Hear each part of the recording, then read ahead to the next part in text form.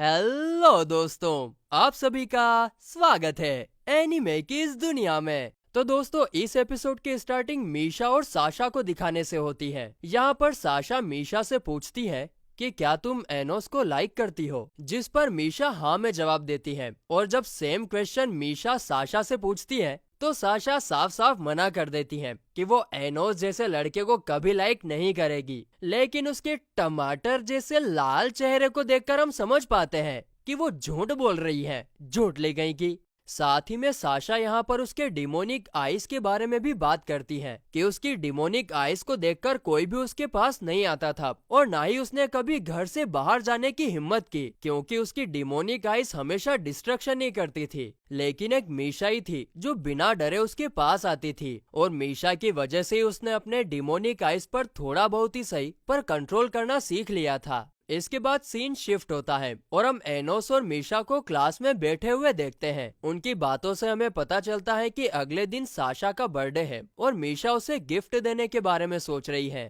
तभी साशा उनके पास आकर बैठती है और फिर थोड़ी देर बाद टीचर अनाउंस करती है कि आज क्लास में डीमन किंग के 7वें वंशज आने वाले हैं, तुम्हें मैजिक स्पेल के बारे में लेक्चर देने के लिए। जिसे सुनकर एनोस को कुछ समझ नहीं आता तो साशा कहती है कि तुम सच में डीमन किंग बनने के लिए मिसफिट ही हो। 2000 साल पहले डीमन किंग ने अपने ब्लड से अपने साथ सबऑर्डिनेट्स को बनाया था और उन्हीं में से 7वें आज यहाँ पर आने वाले हैं, जिन्होंने इस डीमन किंग एकेडमी को भी बनाया है। जिसे सुनकर एनोस मन में कहता है कि अगर ये 2000 साल से जिंदा है तो मुझे जरूर जानता होगा। तभी टीचर एनोस को वॉर्न करते हुए कहती है कि मैं स्पेशली तुम्हें बोल रही हूँ कि इस बार तुम कोई बेवकूफी मत कर देना। जिस पर एनोस भी एग्री करता है, हाँ, मैं कोई गलती थोड़ी करूंगा, क्या मैं चुपचाप बैठा रहूंगा। इसके बाद डीमन किंग के वंशज आइविस क्लास में एंटर होते हैं। सभी बच्चे चुपचाप हो जाते हैं क्योंकि वो एक बहुत बड़ी हस्ती है। उनके एंटर होते ही एनोस उनसे बोलता है,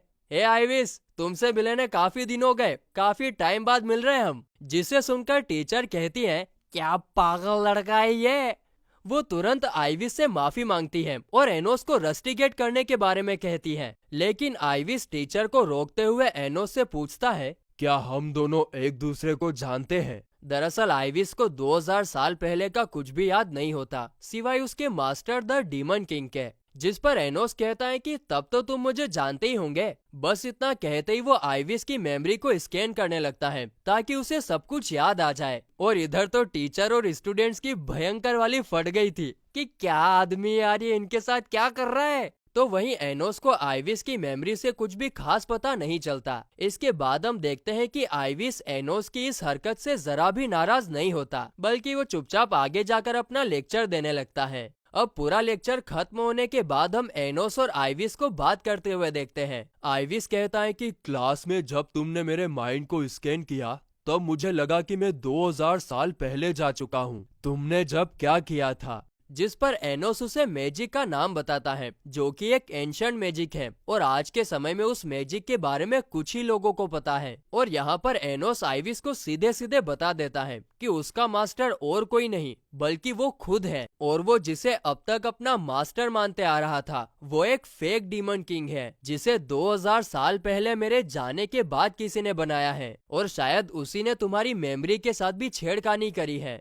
अब इस बात पर आइविस ज्यादा कुछ नहीं कह पाता क्योंकि उसे कुछ भी याद नहीं होता और इसीलिए वो चुपचाप वहाँ से चला जाता है। अब सीन शिफ्ट होता है एक कंपटीशन एग्जाम की तरफ। यहाँ पर सारी टीम को ओल्ड कैसल में जाकर वेपन्स, एंशिएंट आइटम जो कुछ भी मिले उसे कलेक्ट करना है। ये सब कलेक्ट करने से उनको पॉइंट्स मिलेंगे और अंत में जिसके पास सबसे ज्यादा पॉइंट्स होंगे उसे ही विजेता माना जाएगा। अब ये सुनते ही सारे स्टूडेंट्स तुरंत महल के अंदर जाने लगते हैं, लेकिन अपनी टीम अभी भी आराम से बाहर खड़ी थी। साशा बोलती है कि क्या हो गया, जल्दी चलो, हमको जीतना है। एनोस दोनों लड़कियों से कहता है कि शांत रहो, हमें कैसल के सबसे निचले हिस्से में जाकर वहाँ पर रखी छड़ी को लेना चाहिए। उससे हमें इतने पॉइंट्स मिलेंगे कि और कोई आइटम कलेक्ट करने की जरूरत ही नहीं पड़ेगी। जिस पर साशा कहती है कि वो छड़ी काफी ज्यादा नीचे छुपा कर रखी हुई है जहाँ पर आज तक कोई टीचर तक नहीं जा पाया, हम वहाँ पर कैसे जाएंगे। एनोस मन में कहता है, अबे बुड़बक, और वो उनको कोई जवाब नहीं देता और आगे जाने लगता है। तभी मीशा पूछती है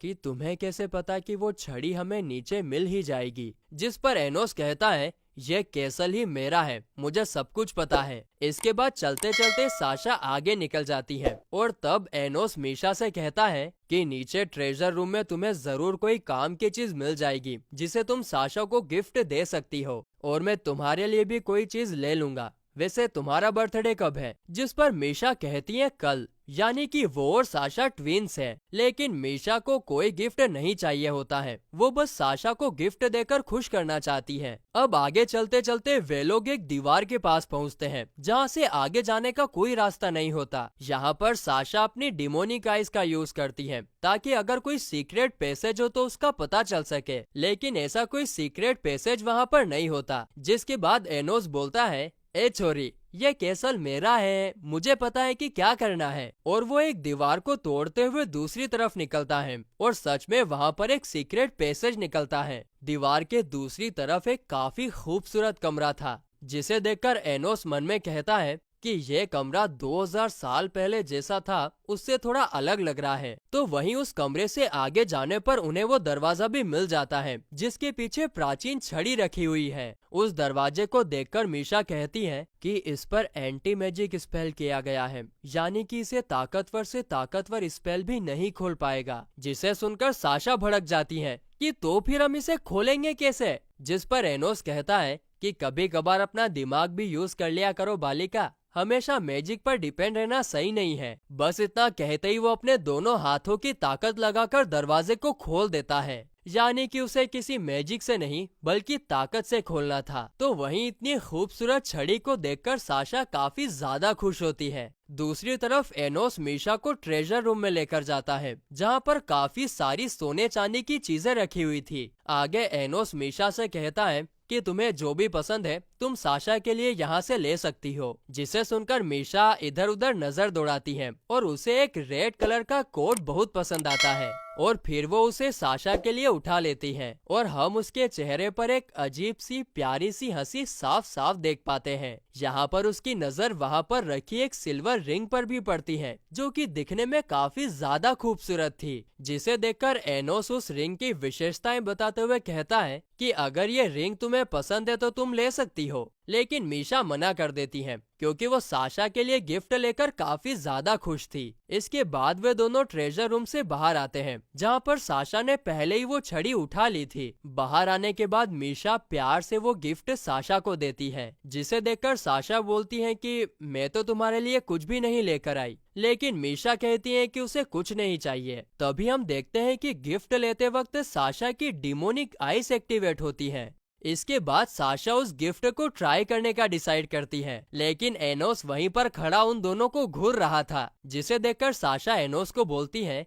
तुम क्या कर रहे हो प्यारे, ट्रेजर रूम में जाओ, मैं यहाँ पर चेंज कर रही हूँ। वहीं ट्रेजर रूम में वापस जाने से पहले मीशा एनोस को गिफ्ट के लिए थैंक्स बोलती है। जिसके बाद मीशा साशा को वो कोट पहनाती है और इस दौरान मीशा काफी ज्यादा स्माइल कर रही थी क्योंकि वो इस दिन का काफी टाइम से वेट कर रही थी। अब इसके कुछ टाइम बाद जब एनोस बाहर आता है तो वो देखता है कि साशा ने मीशा को चाकू मारकर जख्मी कर दिया है। जिसके बारे में पूछने पर साशा बताती है कि तुम लड़के कितने ज्यादा बेवकूफ होते हो, सिर्फ एक किस के बदले में तुमने मुझ पर यकीन कर लिया और मुझे यहाँ पर लेकर आ गए। अब इसके बदले में इस कंपटीशन एग्जाम में टॉप करूंगी। साथ ही में यहाँ पर यह भी रिवील होता है कि साशा अगर अपनी लाइफ में किसी से सबसे ज्यादा हेट करती है तो वो मीशा है, और अब तक जो वो मीशा के साथ अच्छा बर्ताव कर रही थी वो सब कुछ एक नाटक था ताकि वो एनोस के साथ मिलकर यहाँ तक पहुँच सके और छड़ी को पा सके। और इसके बाद वो मीशा को भी काफी भला बुरा कहती है और फिर वो मीशा पर कंडीशनर मैजिक का यूज करती है, जिसमें अगर एनोस साशा पर अटैक करता है तो मीशा और ज्यादा जख्मी हो जाएगी। और ये सब सही करने में एनोस को कम से कम 30 सेकेंड का समय तो लगेगा ही सही, और इतने में तो साशा छड़ी लेकर भाग जाएगी। लेकिन यहाँ पर जैसी ही साशा भागने लगती है एनोस उसे पकड़ लेता है और मीशा का घाव भी अपने आप हील हो जाता है। साशा बोलती है ये सब कैसे हो सकता है, तो एनोस रिवील करता है जैसे ही मैं ट्रेजर रूम से बाहर आया और मैंने मीशा को घायल देखा, उसी वक्त मैंने उसको हील कर दिया था। उसके बाद मैंने एक इल्यूजन क्रिएट किया जिससे तुम्हें लगे कि घाव अभी भी वहीं पर है। मुझे तो तुम्हारी सच्चाई उसी वक्त पता चल गई थी जब मीशा ने तुमको गिफ्ट दिया और उस वक्त तुम्हारी डिमोनिक आइस एक्टिवेट हो गई थी। अब इतना सब होने के बाद साशा को काफी ज्यादा गुस्सा आता है और वो अपनी डिमोनिक आइस का यूज करके डिस्ट्रक्शन करने की कोशिश करती है, लेकिन एनोस अपनी डिमोनिक आइस का यूज करके साशा को फ्रीज कर देता है और वो उसे खत्म करने ही वाला था कि तभी मीशा उठकर उसे रोक देती है, क्योंकि भले ही साशा उसे अपनी बहन ना मानती हो, उससे हेट करती हो, लेकिन मीशा तो उसको अपनी बहन मानती है ना। और फिर एनोस मीशा के कहने पर साशा को छोड़ देता है और छूटते ही साशा छड़ी लेकर वहाँ से भागते हुए कहती है, मीशा तुम एक बेवकूफ लड़की हो और अपने लाइफ के आखिरी वक्त तक तुम इसे रिग्रेट करोगी। एनोस मीशा से बोलता है कि यह सब क्या चल रहा है, तो मीशा बताती है कि वो कल आधी रात को गायब हो जाएगी। मीशा नेक्रोन इस नाम की लड़की इस दुनिया में कभी एग्जिस्ट ही नहीं करती थी। और फिर गाइस इसी सस्पेंस के साथ ये एपिसोड यहीं पर खत्म होता है।